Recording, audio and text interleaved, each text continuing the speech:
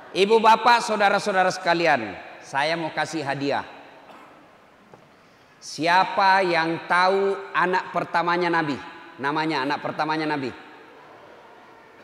Ayo, angkat tangan, saya kasih hadiah. Nah, sini. 2 lembar.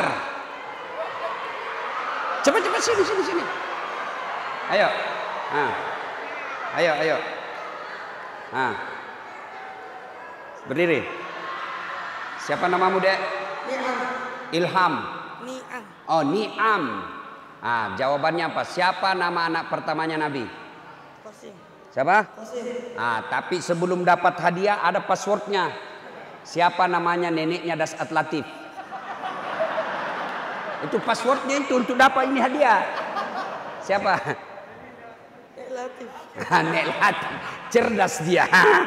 Kau dapat 2 lembar. Nah. Ni'am, beda uang ustadz dengan uang kapolsek. Berkah. Siapa namanya anak pertamanya Nabi? Qasim. Sekarang, berapa jumlah anaknya Nabi?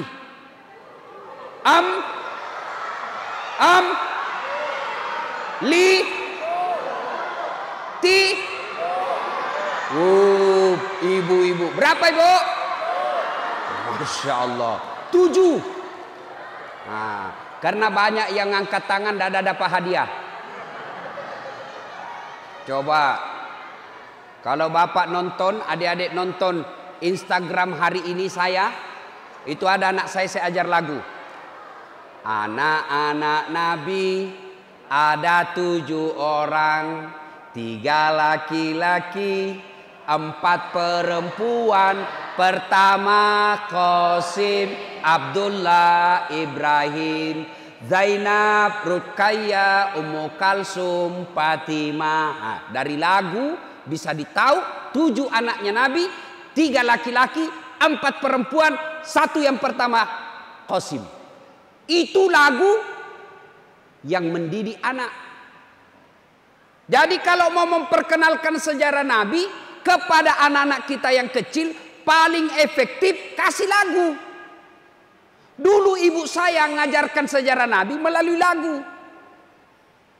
Pada zaman dahulu kala, pada zaman jahiliyah. Saya tanya, kenapa sih mak zaman jahiliyah? Lahirlah seorang Rasul yang terakhir dan mulia. Saya tanya, siapa namanya mak? Nabi Muhammad namanya. Ibunya siapa? Siti Aminah ibunya. Bapaknya siapa namanya? Abdullah nama ayahnya. Di mana tinggal? Cibubur atau Bekasi? Madinah tempat tinggalnya. Terus gimana lagi ceritanya mak? Setelah dewasa diangkat menjadi Rasul. Saya tanya, siapa namanya yang angkat itu jadi Rasul? Oleh Allah yang kuasa. Allah itu siapa mak? Pencipta alam semesta. Itu lagunya ibu-ibu dulu. Nggak sarjana, nggak majelis taklim. Bu tahu, dia ceritakan sejarah Nabi. Nah, begini cara Nabi makan. Nah, begini cara Nabi tidur. Nah, begini cara Nabi kencing. Dulu karena mereka ibu-ibu kita tahu sejarah Nabi. Dia perkenalkanlah sejarah Nabi ke anaknya melalui lagu. Nah, saya kasih lagi hadiah. Adik-adik sekalian, berapa umurnya Nabi menikah? Nah, kamu yang baju hitam. Ayo yang baju hitam. Sini. Sini cepat. Woi, hadiah.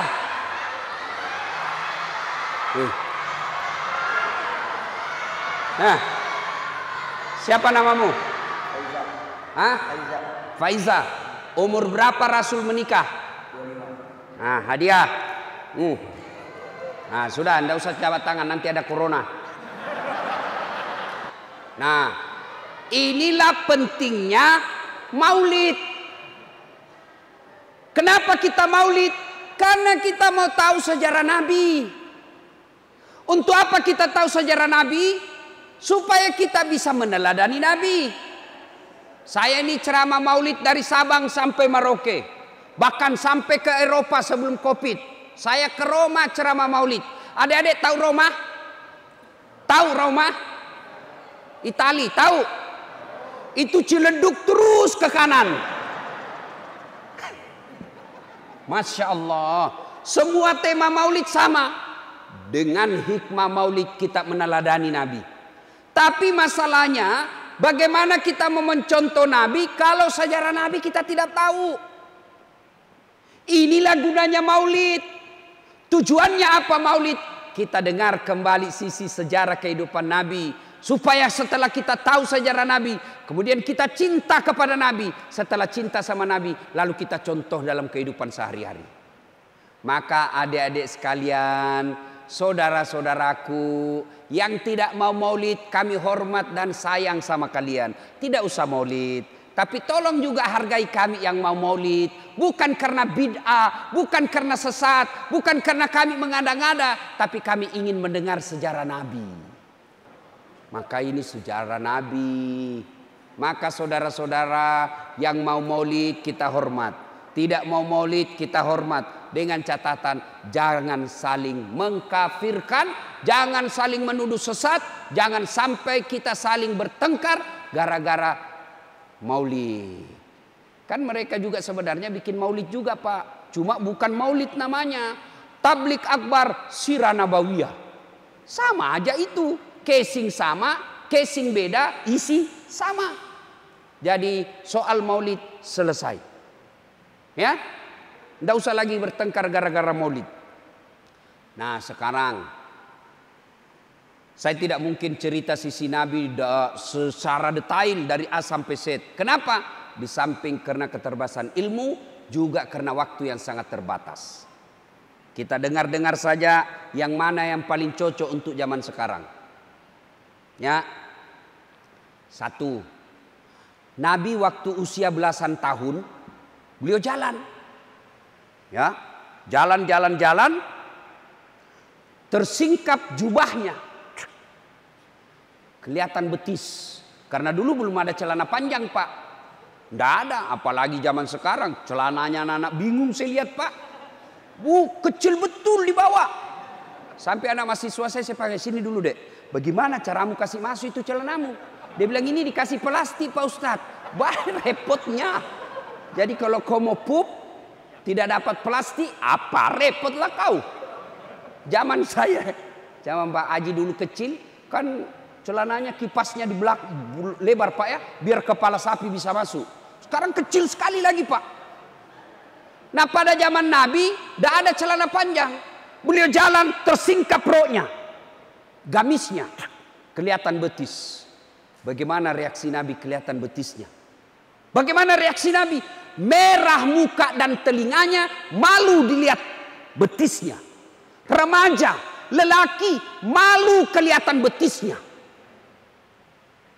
Bagaimana kita sekarang? Wih, ngeri. Ngeri Pak. Bukan lagi bukan ditiup angin, sengaja dia buka. Coba lihat pakaian anak gadis sekarang. Bingung saya lihat Pak. Saya pergi ke Plaza Indonesia, tipis, kainnya kecil, mahal. Tipis, kainnya pun sedikit, mahal betul. Yang tebal kainnya, panjang pula, murah. Tapi mana dia pakai, dia beli anak-anak gadis kita? Yang tipis, transparan, menderita kita. Coba lihat ini, rasa malu sudah mulai hilang. Zaman kita dulu, waktu saya masih sekolah kecil-kecil di kampung, ada cewek yang lewat, orang berkata, siapa anak itu? Wih, pemalu betul. Kenapa? Kan dulu belum ada jilbab. Kenapa? Wih, 2 sarung. Sarung di atas, sarung di bawah. Mukanya aja yang kelihatan. Dan saya masih ingat waktu saya sekolah, itu teman-teman perempuan kan belum pakai jilbab. Kalau jatuh ballpointnya dia mau pungut, dia pegang dulu sini Pak. Dia pegang sini, baru dia pegang sini, baru dia tunduk. Perempuan zaman dulu, karena dilarang pakai jilbab dulu. Sekarang Pak, Bukannya dia pegang, malah dia buka. Sengaja jalan. Jangan ketawa cewek. Baju anak-anak kita sekarang yang di atas turun ke bawah.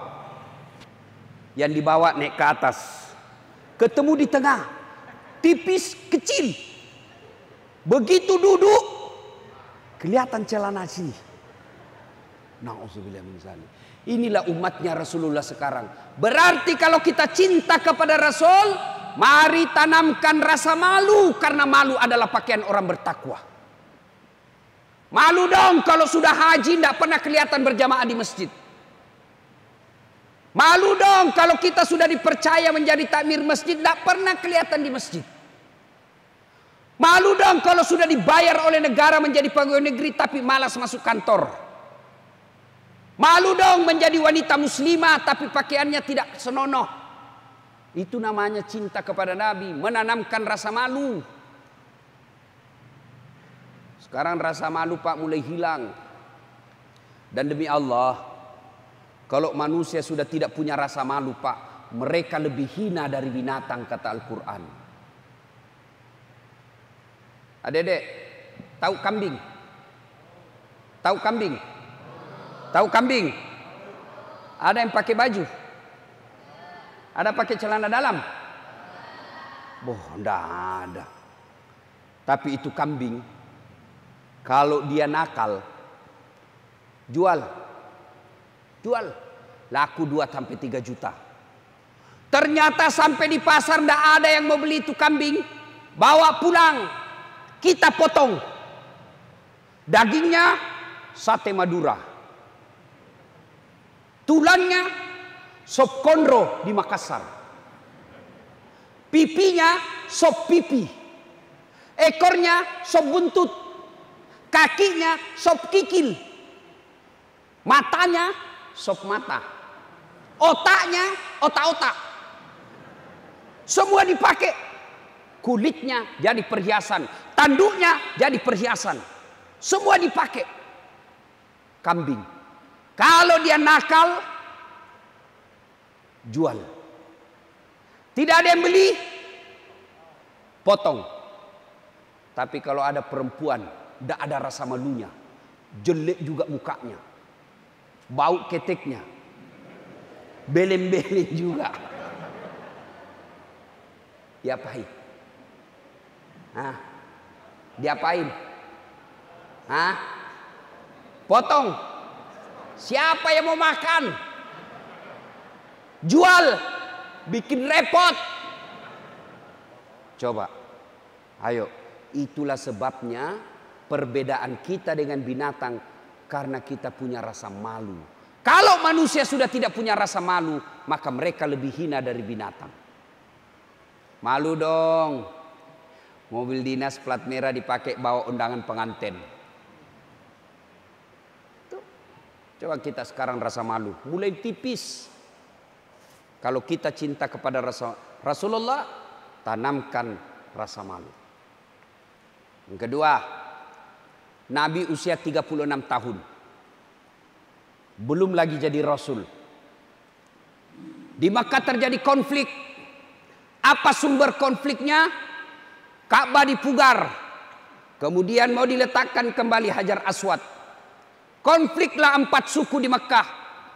Kata yang suku pertama, kami lebih berhak meletakkan Hajar Aswad. Kata yang satu, kami lebih berhak. Ya anggaplah kira-kira kalau di komplek ini, orang Jawa berkata kami lebih berhak. Orang Sunda berkata kami lebih berhak. Orang Padang berkata kami lebih berhak. Datang pula orang Bugis, kami lebih berhak. Bertengkar. Berhari-hari tidak ada keputusan. Akhirnya Abu Jahal berkata, saudara-saudara sekalian, daripada kita ribut, kita tunggu saja besok. Siapa yang paling awal besok muncul di pintu, dialah yang kita tuju. Gimana? Setuju? Setuju. Oke, bubar. Tunggu besok.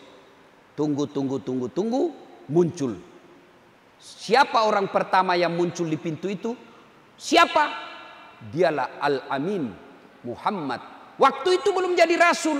Oh Muhammad, cocok sudah ini sudah ini. Betul ini, sudah bagus ini. Kalian setuju? Setuju. Kenapa? Muhammad diberi gelar Al-Amin, yang terpercaya. Kira-kira di Indonesia ada enggak sarjana dikasih gelar Al-Amin?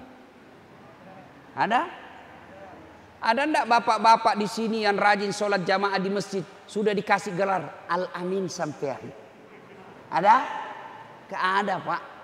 Rasul zaman itu diberi gelar Al-Amin 36 tahun. Lalu berkatalah Abu Jahal, Muhammad, kami ini berselisih paham. Kami mau letakkan ini. Siapa yang kau tunjuk untuk meletakkan Hajar Aswad? Kata Nabi begini. Nabi ambil serban. Adik-adik tahu serban? Tahu? Berapa jumlahnya sudut serban? Berapa? 4. Berapa orang bertengkar? 4. 4 sudut, 4 suku yang bertengkar. Lalu Nabi berkata, daripada sampean ribut semua, mari pegang sudut masing-masing. Oke, setuju? Setuju. Hajar Aswad kita letakkan, angkat bareng-bareng. Setuju? Setuju. Oke, mari angkat sama-sama. Sudah sampai, ayo pegang masing-masing, letakkan masing-masing. Pegang semua. Selesai masalahnya beliau. Penduduk Mekah selesai masalah dari Rasulullah. Mengatasi masalah. Tahu juga Pegadaian di sini, Pak. Mengatasi masalah tanpa masalah, selesai. Arti hikmahnya bahwa ibu sekalian, ternyata kalau mau sukses, modal pertama terpercaya. Maka ibu bapak, kalau bapak ibu mau punya anak yang menjadi sukses, menjadi pemimpin yang hebat, yang pertama tanamkan ke anak-anak kita, dia bisa dipercaya. Tapi mendapat pemimpin yang bisa dipercaya sekarang di Indonesia, Pak, susah betul. Ngomongnya bagus ketika mau dicoblos. Coba lihat caleg-caleg itu, Pak, waktu mau dicoblos. Tiap hari ke warung kopi senyum, Pak. Biar enggak kenal senyum juga. Bagi-bagi kartu nama. Pilih saya, sama-sama kita. Ini kartu nama saya, ada masalahmu, telepon saya 24 jam, hubungi saya. Begitu terpilih, dia ganti nomor HP-nya. Banyak kan yang begitu. Bagus betul keluar masuk lorong, keluar masuk got, keluar masuk masjid. Sebelum dipilih, setelah dipilih, tidak pernah lagi muncul. Ada begitu? Ada? Ada begitu? Kau salah, kenapa kau pilih? Nah, sekarang kalau mau berhasil anak-anak kita, tanamkan kejujuran. Setelah kejujuran tidak cukup hanya jujur, tapi harus didukung lagi oleh kecerdasan. Rasulullah berhasil menyelesaikan konflik tadi karena selain beliau jujur, juga beliau cerdas. Maka adik-adik sekalian ini yang masih muda-muda, belajar deh. Belajar. Ayat pertama turun apa? Ayat pertama turun apa? Iqra. Bukan perintah puasa, bukan perintah haji, bukan perintah sholat. Tapi ayat pertama turun apa? Iqra. Perintah untuk membaca. Maka adik-adik sekalian, belajar. Kalau kita menjadi umat yang bodoh, gampang kita diadu domba. Kalau kita menjadi umat yang bodoh, gampang kita termakan pencitraan. Kalau kita menjadi umat yang bodoh, gampang kita ditipu. Tapi kalau Bapak Ibu cerdas, kita bisa tahu, oh ini pembohong, oh ini tukang tipu, ini pencitraan. Maka kalau mau sukses harus punya ilmu. Ada 4 sahabat Nabi. 1, Abu Bakar Siddiq, terkenal dengan kearifannya. Yang kedua, Umar bin Khattab, terkenal dengan ketegasannya. Haram, haram. Tidak ada kompromi. 3, Utsman bin Affan, terkenal dengan kaya dermawan. Dan yang keempat, Ali bin Abi Thalib, tokoh muda yang cerdas. Nabi sendiri mengakui, sahabatku yang paling cerdas, Ali. Ali pernah ditanya, ya Imam, kalau kau disodorkan antara harta dengan ilmu, pilih mana? Ali punya pikir. Beliau jawab, saya pilih ilmu. Kenapa pilih ilmu ya Ali? ada 3 kelebihan ilmu dibanding harta. 1, harta setengah mati kamu jaga, ilmu dia yang jaga kamu. Contoh, punya duit 5 juta, masukin kaleng-kaleng. Orang Makassar bilang belek-belek, dikasih masuk di belek, ya 5 juta. Sudah itu digembok ini belek-belek. Belek-belek dikasih masuk lemari, gembok lagi lemarinya. Sudah berapa gemboknya? 2. Keluar kamar, gembok lagi kamarnya. 3 gemboknya. Keluar rumah, gembok lagi rumahnya. 4 gemboknya. Keluar pagar, gembok lagi pagarnya. 5 gemboknya. Sampai di kantor, hilang kuncinya. Setengah mati dijaga toh. Duit. Tapi ilmu, dia yang jaga kamu. Mana buktinya? Saya datang di sini Pak, dikawal sama polisi. Nanti ada yang ganggu Pak Ustadz. Dikawal. Gara-gara apa? Bukan karena saya cakep. Jelek begini Pak. Cuma yang saya tidak suka itu kalau ketemu langsung Pak. Terutama itu ibu yang paling cerewet. Kalau dia sudah lihat saya secara langsung, dia bilang, kecil aja orangnya. Tidak sama di televisi. Masih bagus itu Pak mencelanya. Pendek orangnya rupanya. Ada yang lebih parah lagi, dia bilang, itu juga bajunya waktu di YouTube. Saya malam ini kurang beruntung. Sebab kemarin waktu saya diundang juga di sini, komplek apa namanya, lupa, Cibubur. Ini juga baju yang saya pakai. Oh, ternyata malam ini lagi di Cibubur. Aduh, ada yang ingatkan saya tadi, ini juga bajunya Pak Ustadz waktu di Cibubur. Coba. Nah, ibu bapak, saudara-saudara sekalian. Ilmu, dia yang jaga kita. Yang kedua kata Ali, kelebihan ilmu. Dengan harta belum tentu dapat ilmu. Tapi dengan ilmu kau bisa dapat harta. Mana contoh? Ada keluarga saya di kampung, banyak duitnya, juragan tambak, banyak duitnya Pak. Tapi tidak tahu membaca. Oh, diajarlah membaca sama anaknya. PEP, tambah PEP, SOSO, PEPSO, DEDNT, den. Apa bacanya? Odol. Wah, karena dilihat gambar Pak. Maka dia mulai pandai membaca. Dibawalah dia ke Makassar. Sampai di Makassar masuk ke mall. Dia dapatlah tangga lift. Tahu tangga lift? Tahu yang naik turun. Begitu dia lihat tangga lift terbuka, ada tertulis open. Langsung besar betul opennya pembikin kuenya ini. Karena di kampungnya open itu pembikin kue. Wih, besar betul pembikin kuenya ini. Terbuka, masuk orang Tionghoa. Dia mau teriak, woi jangan masuk, panas. Jangan masuk, panas. Masuk orang Tionghoa, tertutup pintu lift. Selang beberapa saat terbuka kembali. Keluar orang Afrika. Dia bilang, saya sudah bilang jangan kau masuk, hanguslah kau. Dibeleng-beleng. Duitnya banyak tapi dongok. Beleng-beleng. Dibawa lagi ke restoran. Enak restoran, dihidangkan Pak sama anaknya. Selesai makan, masuklah dia di mobil. Bagaimana tadi makanan semua Pak? Kata bapaknya, wih, banyak memanangnya Andre. Bahasa Bugis, dia bilang, enak semua dimakan. Nyaman, saya suka. Satu aja saya tidak suka. Setengah mati ku telan-telan tidak mau masuk. Yang mana? Tidak ku suka, kata anaknya. Kenapa? Ku telan tidak mau masuk. Yang mana Pak? Yang putih tipis. Ternyata tisu. Ayo Pak, ini banyak duitnya tapi beleng-beleng. Sebaliknya, dengan ilmu kau bisa dapat harta. Contoh.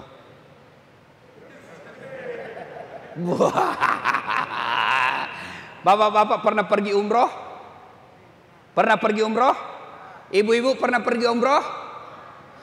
Gratis? Hah? Gratis? Bayar? Bawa duit pulang? Habis duit di sana? Gratis men. Hebatnya lagi pulang bawa uang. Sudah gratis, dikasih bintang 5, dikawal, pulang. Bawa duit. Gara-gara apa? Cakep? Bukan. Gara-gara apa? Ilmu. Coba. Orang sekarang bingung, Pak, mahal tiket. Saya tidak pernah bingung soal tiket. Kenapa? Bukan saya beli. Siapa yang beli? Panitia. Maka adik-adik sekalian, belajar kalian. Belajar. Dengan ilmu bisa dapat harta. Yang ketiga, kelebihan ilmu kata Ali. Harta kasih orang berkurang. Ilmu kasih orang nambah. Saya punya duit 5 juta, saya berikan kawan saya 3 juta. Duit saya tinggal lagi menjadi 2 juta. Tapi kalau saya tahu Al-Fatihah, saya ajarkan kepada anak santri, tambah ilmu saya. Namanya amal jariah. Maka adik-adik belajar. Ustadz, orang tua saya miskin, orang tuamu miskin, Allah Maha Kaya. Coba lihat. Itu gelarnya Pak Ustadz. Banyak betul kan? 5 Pak. Doktor Dasat Latif, SOS, Sarjana Sosial, SAG, Sarjana Agama, MSI, Master Science, PhD, Philosophy of Doctor. Bapak saya petani penggarap. Tidak masuk akal bisa sekolah tinggi-tinggi. Tidak masuk akal. Tapi bapak saya selalu bilang begini, nak, kau sekolah. Bapakmu miskin, tapi Tuhanmu kaya. Biar bapakmu miskin, kalau Allah tidak tolong kamu, tidak bisa kau selesai. Tapi biar bapakmu miskin, kalau Allah tolong kamu, kecil sekolah. Saya sekolah, Pak. Alhamdulillah. Saya bisa sampai di Cibubur ini, bukan karena saya pejabat. Bukan pula karena saya selebriti. Bukan pula karena saya body saya baik. Jelek, pendek. Bisa sampai sini. Karena apa? Ilmu. Dan itulah sebabnya Allah berfirman, yarfa'illahu alladhina amanu minkum walladhina utul ilma darajat. Allah angkat derajat orang-orang yang beriman dan berilmu pengetahuan. Mana contohnya? Coba lihat. Saya ke mana-mana ceramah, biar terlambat datang, pasti disuruh di depan duduk. Depan Ustadz. Biar terlambat, Ustadz duduk. Coba lihat sekarang. Saya di atas meja, Pak. Atas kursi. Hei, gelasnya aja beda. Bapak cuma apa? Botol. Coba. Allah muliakan orang beriman dan berilmu. Dengan catatan, setelah punya ilmu, puncak dari semua ilmu itu adalah adab akhlak. Biar ilmumu tinggi, hebat ngaji, hebat tasawuf, hebat fikih, tafsir hadis, tafsir Quran. Tapi kalau akhlakmu tidak bagus, adabmu tidak baik, kalian hina di hadapan Allah. Dan biasanya orang punya ilmu, kesesatannya adalah kesombongan. Sombong, merasa dia paling hebat. Apa yang kita mau sombongkan dengan ilmu? Wa ma utitu minal ilm illa qalila. Saya tidak berikan kamu ilmu, kata Allah, kecuali sangat sedikit. Jadi ilmu yang kita miliki jangan sombong. Allah marah, dia cabut kau punya ilmu. Pikun. Ada obatnya pikun? Ada obatnya pikun? Tidak ada obatnya pikun. Ada orang, Pak, banyak sekali gelarnya, bertumpuk-tumpuk. Tapi begitu dekat-dekat pensiun, dia mulai pikun-pikun.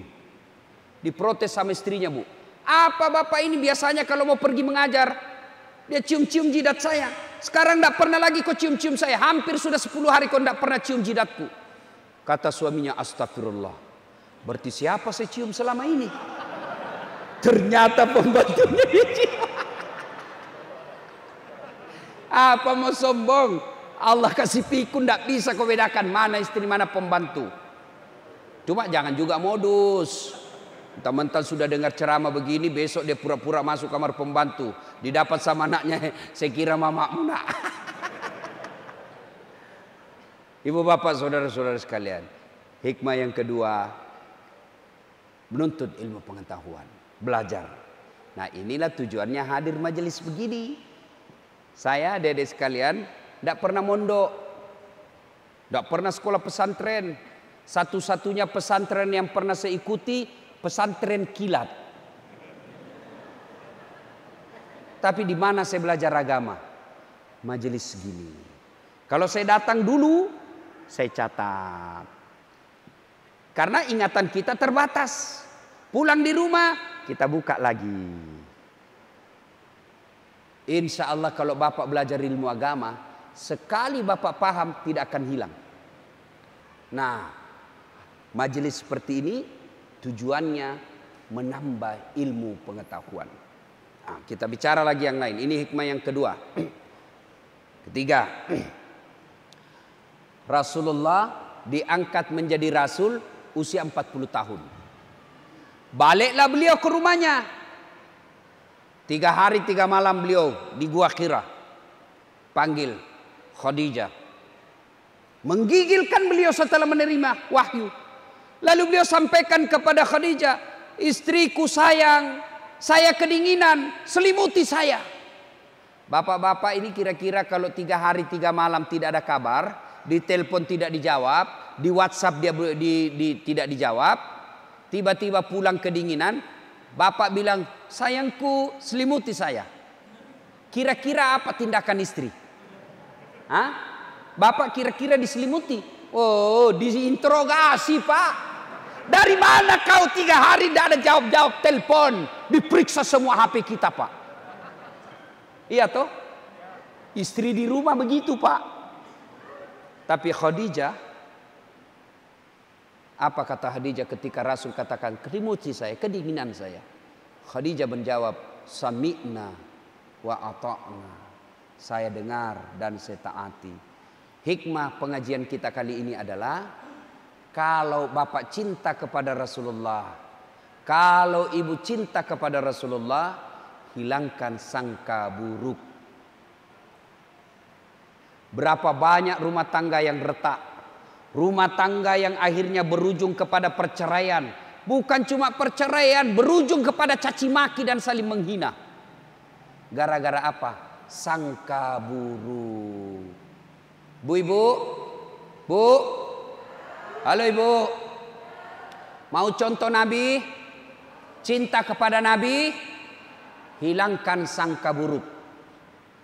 Telepon suami pagi-pagi jam 8 tidak dijawab. Oh, berarti suamiku lagi sholat duha. Telepon lagi duhur tidak dijawab. Oh, berarti suami saya lagi berjamaah sholat duhur. Asar telepon lagi, belum dijawab-jawab. Oh, berarti suamiku ini lagi tadarrus sudah sholat asar. Tiba-tiba masuk WhatsApp teman kita, saya lihat suamimu bonceng cewek cantik betul. Istri yang baik. Oh, berarti suamiku lagi nge-grab. Tenang perasaan. Berhentilah sangka buruk. Pak, Bu, terutama ini ibu-ibu yang selalu sangka buruk sama suami. Hei, Bu, hei. Ibu pikir gampang jadi suami? Bu, hei. Siapa cari nafkah? Suami. Siapa yang nikahi ibu? Suami. Siapa yang cicil rumah? Kalau ibu tidak sholat, siapa yang tanggung dosanya? Suami. Ibu tidak pakai jilbab, siapa yang tanggung dosanya? Ibu tidak puasa Ramadan, siapa yang tanggung suaminya? Siapa yang tanggung dosanya? Suami. Semua ditanggung oleh suami. Lalu apa kerjanya istri? Apa kerjanya istri? Woi! Apa kerja istri? Jadilah kipas angin. Apa fungsi kipas angin? Menyejukkan rumah tangga. Kami suami cari nafkah, rela, yang penting pulang sejuk perasaan. Kami suami rela dihina di kantor pimpinan, dimaki sama pimpinan, rela, yang penting pulang ketemu istri yang menyejukkan hati. Jangan pulang. Ini bukan kipas angin, kompor gas. Ada yang bilang Pak sama saya, Ustadz, Saya sudah menyejukkan, tapi suami saya masih suka marah-marah Ustadz. Berarti perlu tambah kipas angin.